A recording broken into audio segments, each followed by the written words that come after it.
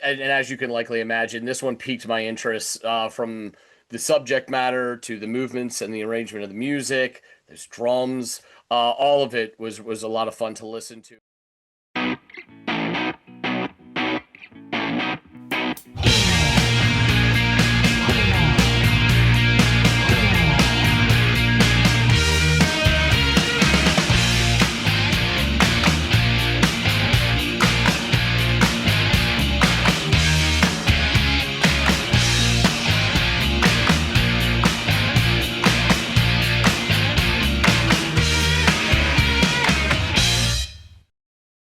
Hey, everybody, and welcome to another episode of That's Audiophiles. My name's John. His name is Andy. Dear God, hope you got the letter, and I pray you can make it better down here. I don't mean a big reduction in the price of beer. More on that later. But first, because it is Friday, yes, it is, we are going to dig in to a tune which has been proffered up by one of our wonderful viewers. In this case, well, I say wonderful, it's Gizo. Only joking. Only joking. They dropped a comment in the Bruce Coburn Loner episode and suggested the Fatima Mansions. Blues for Ceausescu. Peel session. I'm familiar with Fatima Mansions, and so lucky old Andy gets to check this song out.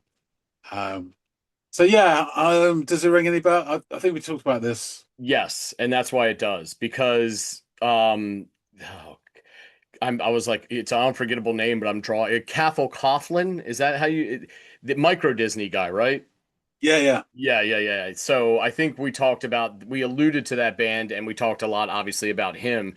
And with a name like that, it just sounds cool and it has that, that kind of alliteration thing going for it. So yeah, that one really stuck with me, Cathal Coughlin. So yeah, that's pretty much it though. I just know that he was in both bands. I've never heard, I don't think, anything from these guys. So I'm flying fairly blind outside of what to expect from a vocalist standpoint. So that's pretty much Yeah, I it. think when we discussed it the first time, I knew of Micro Disney and thought I should know some of the stuff, but wasn't very aware of it, and I reacted to it. I definitely know Fatima Mansions. Okay. I think they cut through probably a bit more than Micro Disney did. The name was always there though, but yeah, so I'm aware of this Fair. song. Well, that's kind of interesting that we ended up doing Micro Disney before Fatima Mansions, if you're saying Yeah, that the popularity is kind of flip-flopped there. But I don't know. regardless, I really enjoyed listening to Micro Disney and having that discussion with you. So, yeah, let me go off, give this thing a go, see what Jizo has in store for us. And I will come back and let y'all know what my thoughts are.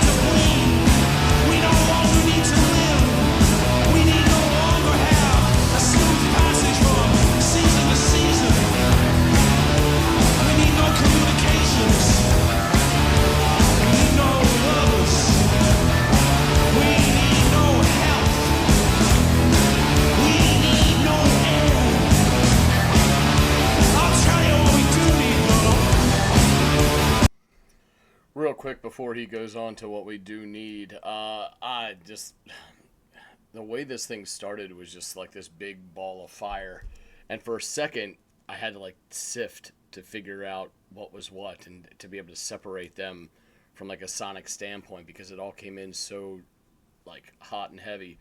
I gotta say, drums are really tight to this point, and I'm loving that sort of kind of bendy guitar work that's happening in there. It actually came kind of fast at first, um, when it first made its appearance. And this is Cathal Coughlin, who's got this. He's attacking the prose of the lyrics here. He's just coming at it, just pouring out of it like a this manifesto or something like that. And I love the passion that he has as he's delivering this. So let's take this back just a little bit and hear what he has to say. We need no communications. We need no lovers. We need no health. We need no air. I'll tell you what we do need, though. We need a gallows in every street corner to string up every bailiff and every private car who infests the corpse of this country like a worm. Yeah, he's he's pretty serious about this, and he thinks this is going to be political. If it obviously already isn't. Who infests the corpse of this body like a worm? What do you say? He wanted a gallows on every street corner for. It sounded like bailiff and then some other, I don't know, government appointed role. But that sounds pretty biting. He shine brightly, he can't be a man. He's the genius of the combat hands. He's running checks on his mother's pool. He's gonna be reborn real soon. Shout, Ceausescu. Shout, Ceausescu. Shout, Ceausescu. Come on. Goodbye. Goodbye.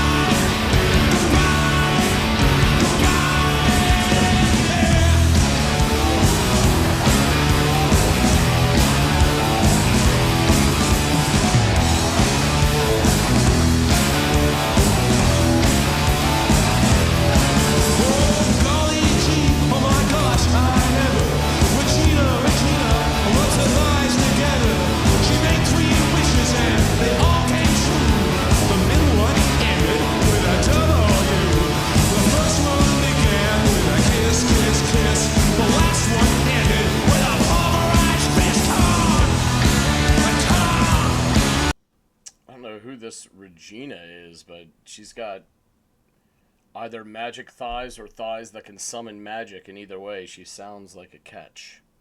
That a little less political than the opening salvo.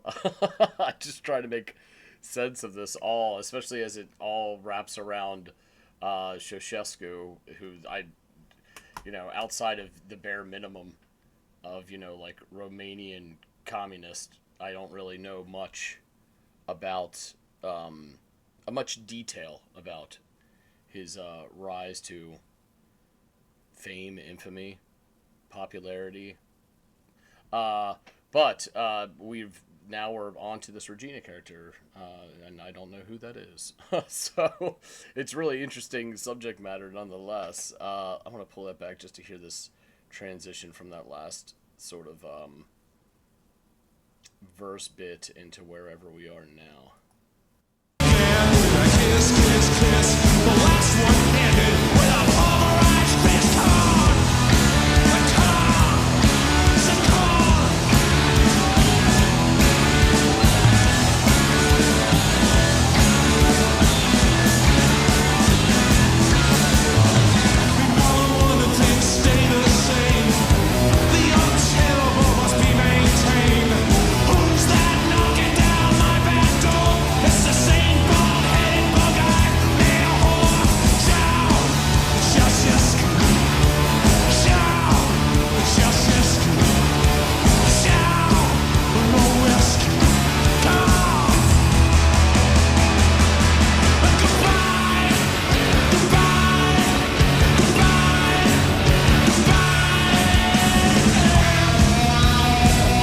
Did I hear like a glissando in there? There's a lot. The sound is full and in your face, so sometimes you're too close to the elephant that all you see is gray, and I feel like I'm too close to the music where all I hear is sound at times. So did I hear like a keyboard glissando in there?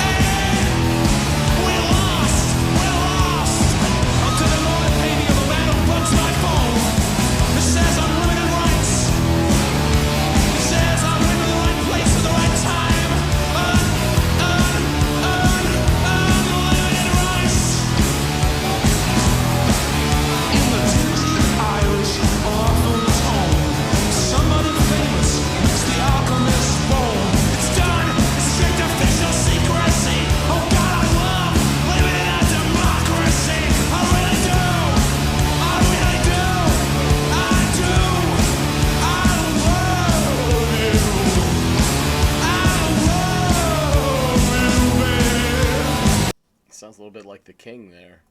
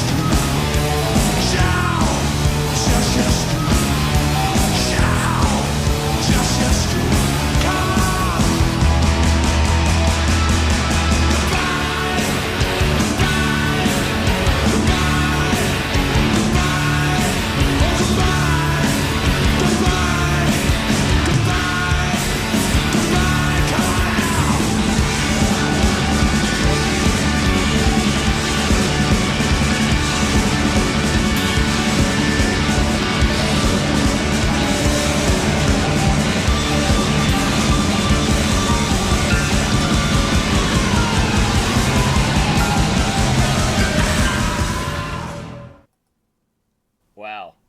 Yeah, it's funny. Like the two times I heard the keys in this whole track were probably when, or two of the most bombastic parts of the whole song.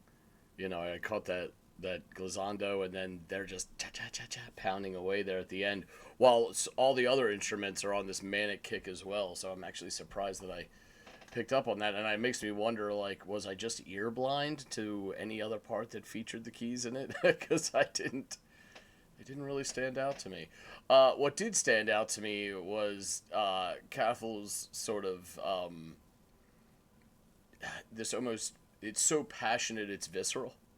And I think that comes from like there's several different kinds of passion, and I think this is like had enough anger kind of like passion that's coming through. So it's like he's spitting venom when he's delivering these words, and I find that really interesting, especially when, from what I caught of it, which some bits I did pretty good in, other areas not so much, but the areas that I did catch it did seem very politically driven, and I mean, given the the title of it and this allusion to this European communist figure, I find that interesting, but really not surprising that he would go the route of talking politics, given the title of the track.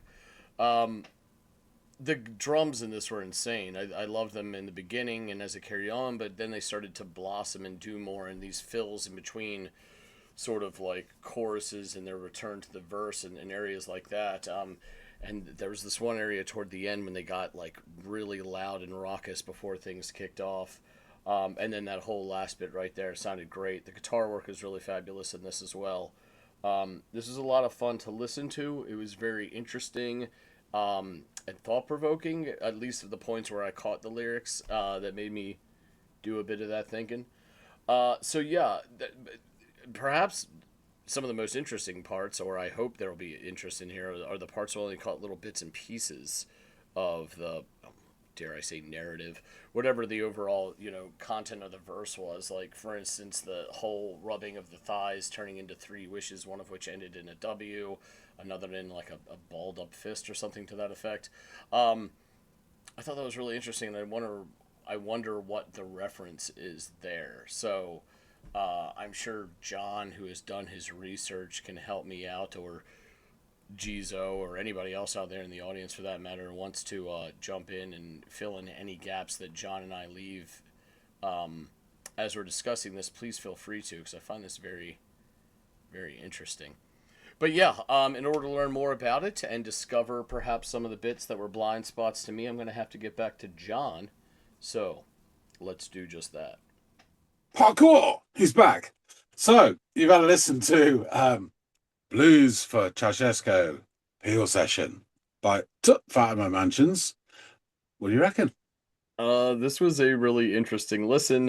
This is all a live performance that's recorded real time, right, for these Peel sessions. Pretty much. They usually had like about 2 hours to do maybe 2 or 4 tracks in the studio. So there wasn't a lot of like laying out Yeah, overdubbing and stuff. Yeah. exactly. Yeah, and I really appreciate that. I will say that like right from the beginning there was this you're so close to the elephant, you don't realize you're looking at an elephant. All you see is gray. That's how it was from an auditory standpoint. Like it was just noise. Like once it sort of came to fruition, it was just. So it took me a moment to kind of sift. But when I did, I enjoyed the bombacity that it started with, because it was like really, it was a few seconds of silence. So I thought, oh, this is going to be like a slow burn over 6 minute track, whatever. Boom, and it hits, and you're like, oh, okay, here we are. So it's got this really cutting guitar and this really driving beat to it. And at the 20-second mark, Mr. Coughlin joins in, and he bellows out what sounds like a yeah as the main riff sort of takes shape thereafter. Um, so he delivers this sort of speak singing first verse, which is it's again it's like he's delivering a manifesto as this goes on. He's fiery and like he's almost like he's up at a lectern or a podium or something like that. Um, I hear something about American having spoken and saying that history has ended because they have ended a few tin pot countries, or they've had victory over a few tin pot countries or something to that effect.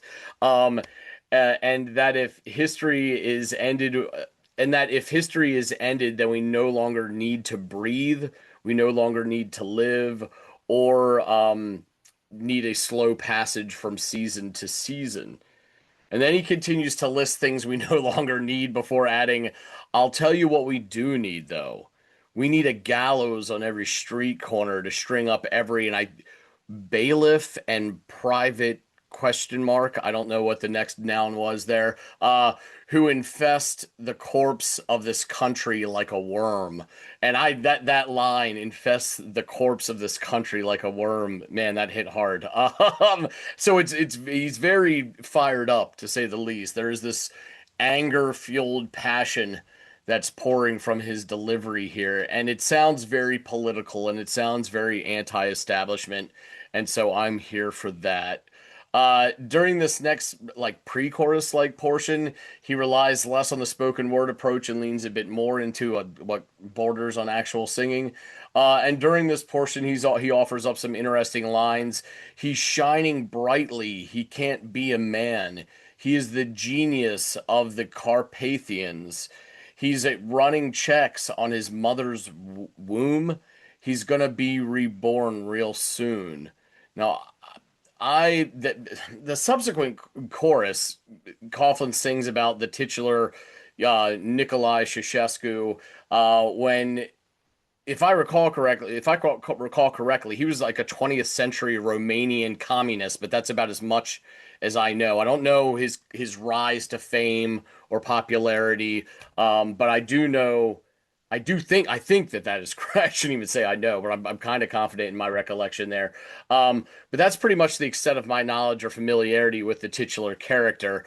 Um, so I'm assuming that that's who he's talking about when he says he leading up to this. And the chorus that alludes to him is essentially a series of farewells directed at him that follows this.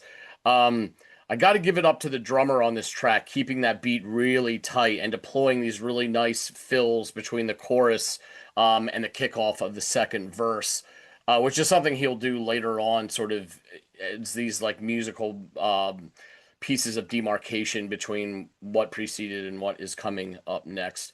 Coughlin opens up the next verse with a few expressions of surprise before launching into some lines. Like, I think there was like, good gosh, or something like that. Some lines about this Regina and her ability to summon wish granting genies through the act of rubbing her thighs together. She sounds like a real catch.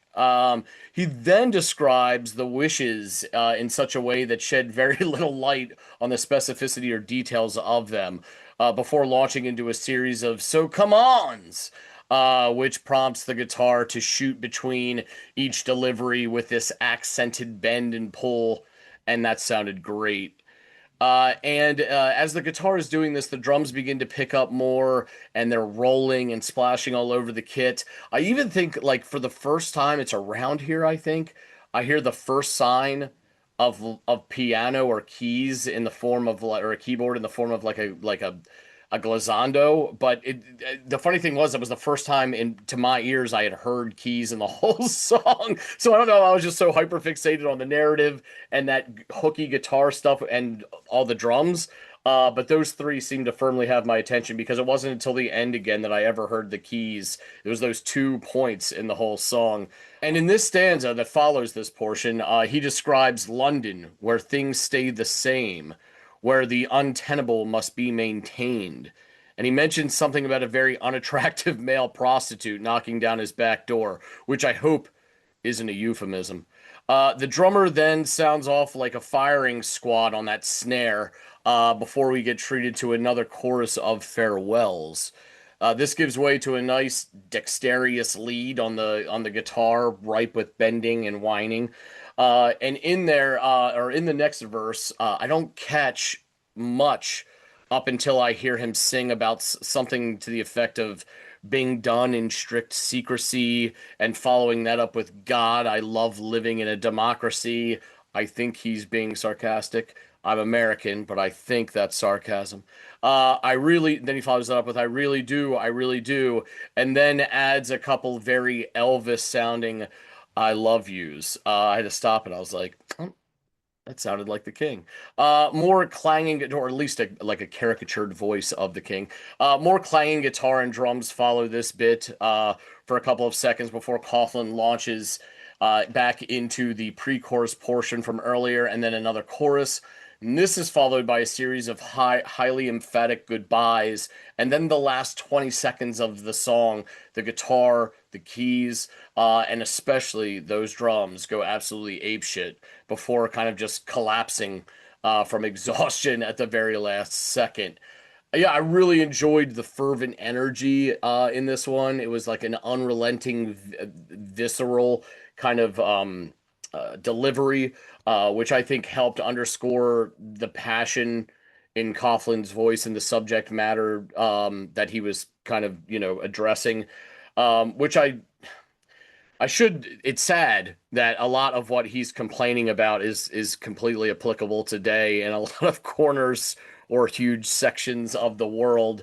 So anyway, needless to say, and as you can likely imagine, this one piqued my interest from the subject matter to the movements and the arrangement of the music. There's drums. All of it was a lot of fun to listen to, and I've got a lot of unanswered curiosities that I'd like you to address for me. Some why was this the character that he chose to be? Why is it his blues? I mean, I suppose it's a for me, I'm thinking if it's the blues of a communist, this must be um not celebrating, but underscoring the proliferation of far right or right leaning mentality in democracies, or, what are supposed to be Western democracies. But that's my best guess. Especially given some of the stuff that he alluded to in the song outside of the titular character. So please tell me a bit more about this one, John. Yeah, thanks for that, Andy. This is a really good shout. I've not heard this in a long time, to be fair. And I was familiar with the studio version, and I must have heard this when it was done as a Peel session, I'm pretty sure, but probably not since. Wow. Um, And so, when was this done as appeal sessions? Just to give me an idea of how long uh, it's been. 1990, something like that. Wow. Yeah. Because I listened to Peel pretty religiously back then. So I must have heard it. And so there's a few things that came. I'll get into that in a second. But yeah, it's fascinating. The song itself, I think, is he picked Ceausescu. I think because he was executed in '89 with the uprising, being the sort of the communists' man, Hmm. following the fall of the Berlin Wall. The regime's toppled, and Hmm. he was particularly cruel in there. So him and his missus Elena, I think, were shot by the peasants, as it were. Um, got Oh. him and did him in. It's so Um, funny, I was a child when all that was happening, but from what we were, it was just so America versus the USSR, and mainly the Russian facet of the USSR was kind of like the the other or the enemy or the opposite. There was a lot of these smaller countries and their leaders weren't brought up or covered as extensively in the news. Not to not go back and bone up on that or to retain that when I'm sure I learned it is on me. But yeah, it's just funny to hear these names bandied about when there was really only two names that I can recall being prevalent when this was all happening. You know what I mean? This late 80s discussions, and then the you tear down that wall and all that nonsense. not that I'm any expert in it, but the symbolism of the Cold War was the Berlin Wall, the Yeah, Iron Curtain. of course, yeah. However, I think the actual battleground, as it were, if you want to call it that, in terms of espionage and trade, would have been the Eastern European countries like Romania, Because Hungary, they're on the front line of Bulgaria. that stuff, right? Right on the other side. Yeah. So we'll just go into it. Fatima Mansions was an Irish rock band formed in 1988 by singer, keyboardist occasionally, Cathal Coughlan, formerly of Micro Disney.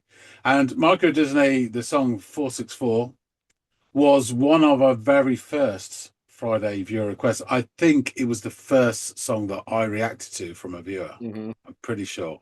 So right at the start. Um, they took their name from the Fatima Mansions Corporation flats in Rialto, Dublin. So they were a very popular live band and had a bit of a reputation for being exuberant. And they did get sort of indie chart success, but not mainstream success with their albums Against Nature, which I know quite well, Viva Dead Ponies, which I do know. There's a mini album, Bertie's Brochures, and then Valhalla Avenue and Lost in the Former West. So on this, Cathal Coughlin, vocals, keyboards, a bit of programming. I think this is the studio version, but Andreas O'Groma, guitar. Apologies for pronunciations of the Gaelic tongue. Nick Bunker, keyboards. Hugh Bunker, bass guitar. Nicholas Tierpan Ullum, drums. With Kenny Davis, accordion. Alison Gier, additional vocals on Lawrence Bogle. Color illustration of it. Oh, yeah, it would have been of the album. So they entered the top 10 of the UK single charts in 1992 with a heavily reworked version of Brian Adams' song, Everything I Do It For You. Um, and it was taken from an Enemy tribute album in aid of Charity Spastic Society. And the single was a double A side with the flipped one being the Manic Street Preacher's version of Suicide is Painless. So there it is in the frame. That's why it's there, which received most of the. That was a double A side. That's the one that got most of the airplay. But yeah, they chart success. They also gained mainstream exposure by opening a European leg of U2's Zoo TV tour in 1992. Imagine that. Although they were nearly booed off the stage and almost started a riot when frontman Coughlin swore at a Milan audience and insulted the Pope. Mm. The band often courted, you'll be surprised to hear this, often courted controversy with religion, dictators, empires, and general authority being targets for his vitriol. Despite this, the Guardian newspaper described him as the most underrated lyricist in pop today. And John Peel, the Venerable, said he could listen to Catherine Coughlin sing the phone book. The track you listened to was their second single, released in 1990, and was included in the American 91 reissue of their second album, Viva Dead Ponies. I think also in a subsequent reissue, it was tacked onto the end of their first album when that was released as well, re-released as well, where they'd reformat and do CD versions and all that. But it was initially a non-album single. So a little sort of peek on how we do things here. So I prepared for this quite a few days in advance, got the lyrics and everything, did the research, and then this morning, before I went to work, I thought I better just listen to the track to check the lyrics are correct. And of course, it's a bloody Peel session, so none of the He went opening rogue verse completely. Nowhere on the internet is it written down what he sung, so I had to do a best guesstimate. I did miss out a few bits and pieces. Okay. He then joins halfway through to the original lyrics. So we'll go through them, and I'll give you a taste of what he said as well, because the original's even better in terms of what he said. So it starts with, "This is what I believe. Let's kill. For white America has spoken. For white America has said that history has ended because they tin pot countries. History has ended, my friends. Yes, history has ended. We no longer need to bleed. We no longer need to live. We no longer we need no longer to have a smooth passage from season to season.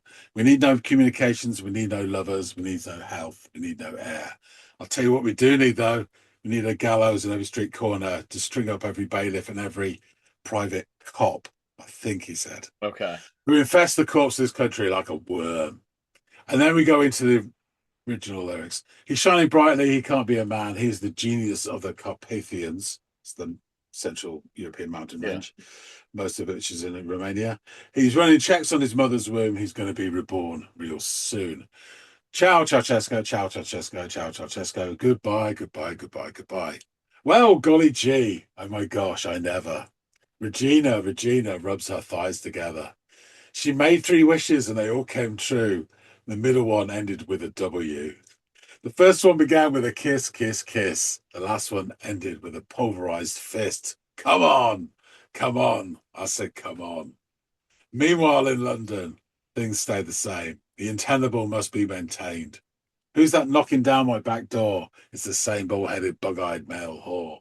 Ciao, Ceausescu, ciao, Ceausescu, ciao, Ceausescu. Come on. Goodbye, goodbye, goodbye, goodbye. And then I've put here, guitar insanity. And then it comes back, and then this bit is improvised as well. This first bit. Hey, hey, hey, we're lost, we're lost. Something the man punched my phone who says I'm living in the right, says I'm living in the right place at the right time. I'm living in the right. And then we're back to the original. In the dingy Irish orphan's home, someone famous licks the alchemist's bone. It's done in a strict official secrecy. God, I love living in a democracy. I really do. I do. I really do. And then he does his John Spencer doing Elvis. I love you. I love you, baby. He's shining bright. He can't be a man. He's the genius of the Carpathians. He's running checks in his mother's womb. Hey, look below. He's going to drop in again soon. Ciao, Ceausescu, ciao, Ceausescu, goodbye, goodbye, goodbye, goodbye, goodbye, goodbye. So there's a few bits and pieces.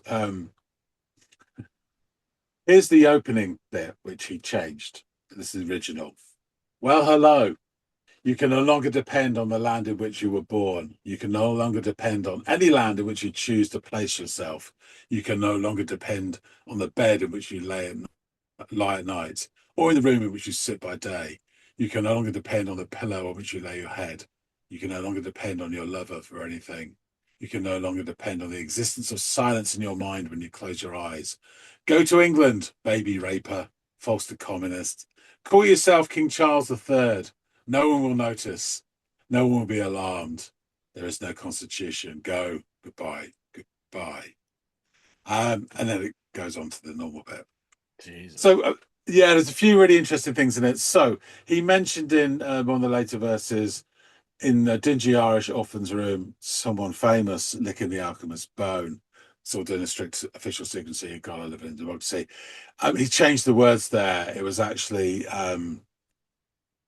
Lord Mountbatten he referred to. So the Kincora Boys' Home was a boys' home in Belfast, Northern Ireland. There was a scene of organised sexual abuse. Mm. It caused a massive scandal and led to an attempted cover-up in 1980 with allegations of state collusion. Now, I can't really go into the whole thing and do it justice, so I will give you a very broad outline, and apologies for not. But it would take an hour to go through it all. So in 1990, which is around the time this is written, a writer, Robert Hobinson, stated in the Dublin-based magazine Now that Lord Mountbatten, who was the Queen's, I don't know, uncle, cousin, whatever, Anthony Blunt, the famous English spy, and others were all involved in an old boy network that held gay orgies at country houses on both sides of the Irish border, as well as at the Kincora Boys' Home. It was alleged that extreme Ulster loyalists who were members of a child sex ring committing offences at their home were being blackmailed by MI5 and other branches of the security forces during the Troubles. Journalist and author Chris Moore alleged that Lord Mountbatten abused boys at the Kincora, and the MI5 repeatedly obstructed police investigations into the abuse of vulnerable children there too. And lots of court cases and investigations went on. I think it all petered out because it was swept under as where possible. I think it's still an issue to this day. In fact, the people who survived it. Oh my god. So there you go. So but yeah, really interesting that he put that in there. and good on him for bringing it to light. I can see why people in power don't like this guy. Yeah. So the band were well known for their aggressive music and their attitudes and their song titles and early tracks like Blues for Ceausescu and Bugs Fucking Bunny. So yeah, as I said, the albums, they did 4 proper albums and a sort of EP mini album as well between 1989 and 1994. The live shows were described as spiked with expletives and Irish Gothic imagery. Listening to them was like receiving a crash course in everything that was wrong with Gobeen Island, as an industrial art rock band thrashed their instruments in the background. The experience was at once invigorating and terribly exhausting. Quotes. Contractual issues with the record company Radioactive effectively prevented Coghlan from performing or releasing music, eventually brought to an end Fatima Mansions in 1995. He later admitted that supporting live performances were aggressive because there was all this business nonsense going on. I wasn't able to perform new stuff in public at all because I was in certain contractual differences. Just a mention on the name of the band.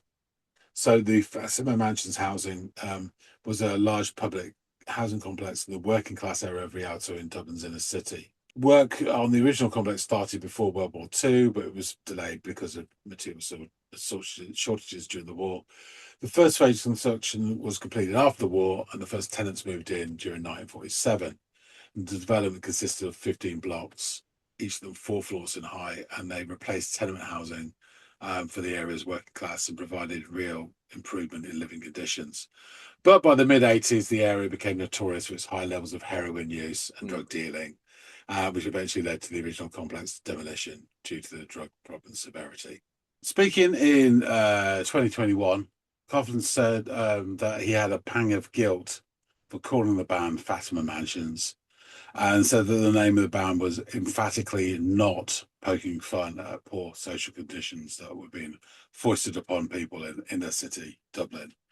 Um, I think he just had a sort of fond recollection of it, as it were. But yeah, Coven had a long career, 6 albums with Micro Disney, 5 with Fatima Mansions, 2 in a collaboration called Telephis, one of which was released posthumously, and 6 solo studio albums as well. And I think we touched on this before, but on the 18th of May, 2022, Coven died aged 61 at the Royal Marsden Hospital in London. He'd been receiving treatment for cancer for the previous 3 years. So yeah, it packs a lot in. Of this track, it is a bit of a fan favorite. I would say that not as a obviously from the lyrics, I've not heard the Peel Session one in ages. I think I would prefer the Peel Session one that you listen to. It's rawer. It does sound like more like sort of live. Yeah. The guitar's rawer, definitely. That opening stanza on the studio one is almost done the sort of voice filter. It's almost like megaphony, sort of coming out. Okay, Stuff. that makes perfect sense, seeing as how they were in a live setting. He probably didn't have access to the Yeah. megaphone or didn't translate well, but it's still presented like someone with a megaphone would present, right? Like they're like, I'm commanding your attention. This is sort of Yeah. my, whole spiel. Sermon. Yeah, his sermon, as it Yeah, were. Yeah. yeah, Yeah, really fascinating guy, really interesting. So yeah, Giza, this was a really good shout. yeah. I definitely enjoyed it. Good work, Yeah, Tizo. big time, big time. Cool. I shall wrap things up. Thanks, listeners, Andy. Thank Thanks, you. Giza, for selecting this one. Really good shout. Folks out there, please tell us what you think. If you like this, do hit the like button and drop some comments. What you think of this? How this one compares to you think that this one compares to the studio one? Other tracks by Fatima Mansions that you think we should listen to? Love to hear from you. If you haven't subscribed already, please do. We really appreciate everybody who does support the channel. And one of the ways we do that is with these Fridays viewer requests. So if you've got a track that you want us to listen to as well, drop a comment in any of the episodes. We will find it. We will hunt you down. And we will add it to the list. And then we'll get around to it at some point in the future. That's the best we can offer. But it does happen every Friday, so some of these tracks do get listened to. Yeah.